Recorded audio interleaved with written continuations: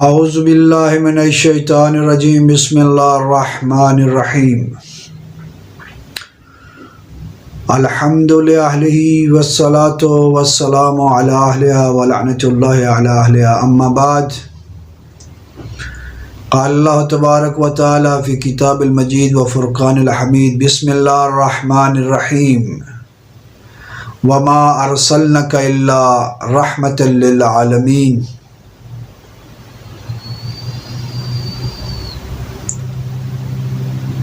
کہ اللہ قصیدہ پڑھتا ہے کس وقت جب مولود مصطفیٰ ہوتا ہے۔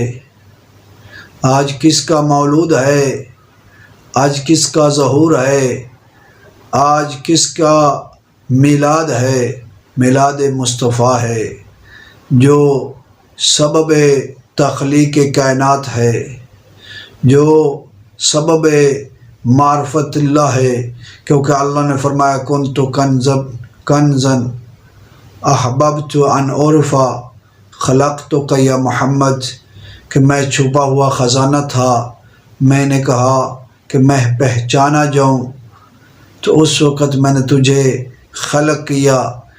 یہ آج اس کا ظہور ہے جو سبب تخلیق کائنات ہے، جو سبب معرفت توحید ہے، وہ ہے جو آدم سے لے کر عیسیٰ تک ہر ایک کا نبی ہے، جو سید الانبیاء ہے، جو جد الحسنین ہے، جو اخی امیر المؤمنین علی ابن ابی طالب ہے۔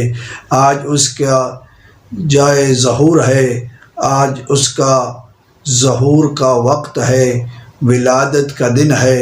تو میں اسی ضمن میں ایک معجزہ جو ولادت پر ظاہر ہوا، جو آثار ولادت کے وقت رونما ہوا، میں آپ کی گوش گزار کرنا چاہتا ہوں، جس کو صاحب مناقب دلیمی نے اپنی کتاب میں نقل کرتے ہیں اور یہی کہتے ہیں کہ جس وقت سیدہ آمنہ بنت وہب جو ام رسول اللہ صلی اللہ علیہ وآلہ وسلم ہے، جو آپ کی والدہ ماجدہ ہے، جب اس پر آثار ولادت رونما ہوتے ہیں تو کیا راوی کہتا ہے فتحت ابواب السماء، تو آسمان کے دروازے کھول دیے جاتے ہیں، ونازلت الملائکۃ السماوات، تو آسمان پر رہنے والے ملائکہ ہیں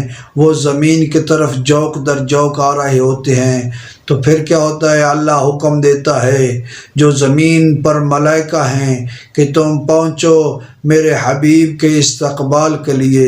جہاں جہاں ملک ہوتا ہے اپنے کام کو چھوڑ دیتا ہے، اپنی ڈیوٹی کو چھوڑ دیتا ہے، اپنی عبادت کو چھوڑ دیتا ہے استقبال مصطفیٰ کے لیے، رحمت للعالمین کے لیے۔ جیسے ہی وہ پہنچتے ہیں جناب آمنہ بنت وہب کے گھر میں، جناب عبد المطلب کے گھر میں، تو کیا کرتے ہیں، بی بی کو گھیرے میں لے لیتے ہیں۔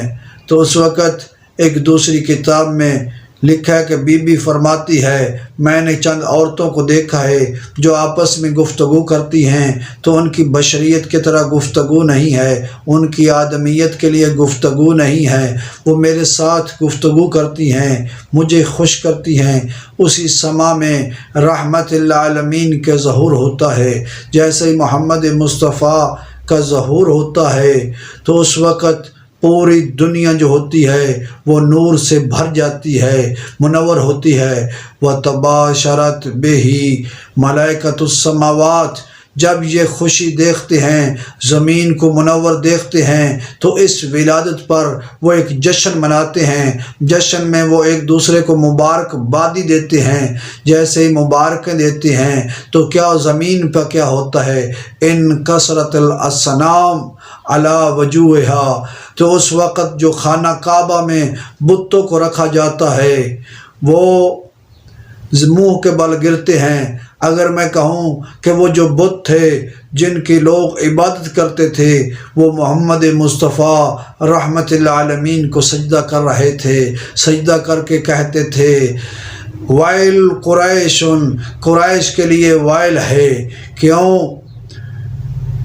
جاہم الامین، جاہم الصادق، جاہم الہدا، کہ وہ کہہ رہے ہیں، قصیدہ پڑھ رہے ہیں رحمت للعالمین کا کہ ویل ہے قریش کے لیے کہ ان کے پاس اب امین آ گیا، اب ان کے پاس صادق آ گیا، اب ان کے پاس ہدایت دینے والا آ گیا۔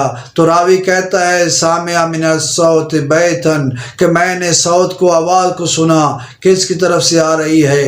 گھر کی طرف سے آ رہی ہے۔ تو اس وقت وہ کیا کہہ رہا ہے؟ الآن رد علی نوری، کہ میرے نور کو پلٹا دیا جائے گا۔ پھر وہ کہتا ہے کیا؟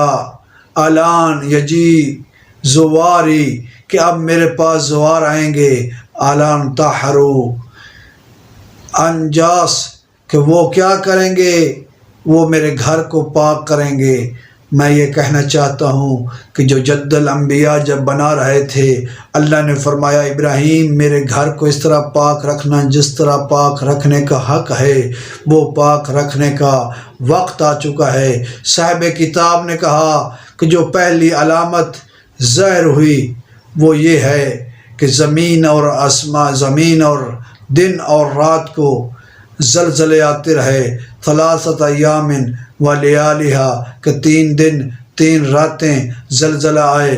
وہ پہلی علامت تھی جو رحمت للعالمین کی ولادت پر، استقبال پر، جو قریش نے دیکھا کہ جو دنیا میں زلزلہ آیا ہے۔